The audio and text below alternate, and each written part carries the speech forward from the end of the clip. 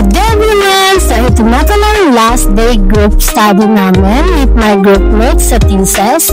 Today, nag-final group study season kami sa Starbucks sa Blue Red. And guys, si Feby actually yung nag-treat sa amin dito. Shout out to you, Feby. Thank you so much for treating us at Starbucks. Love ya! Hi everyone! By the way, I'm Farhana, also known as Rocketeran Tourism Student. I'm currently fourth year college. I just want to share my journey with you. Since high school until now, I have been supporting myself sa pag-aaral. Working student ako all this time. I work as a sales clerk, service crew sa McDonald's, Jollibee, and other side jobs. Nagbebenta din ako ng kahit ano, bagay basta marangal just to pay for my tuition.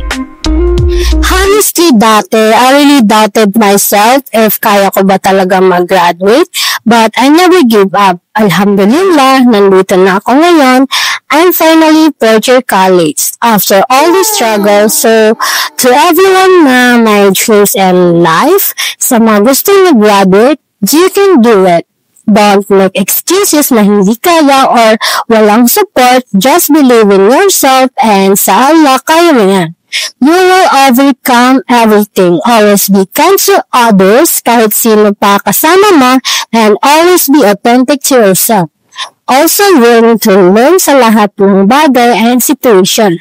Pag sad, magpahinga, saglit, then go back sa laban ng buhay. Cheers! Seryoso yan!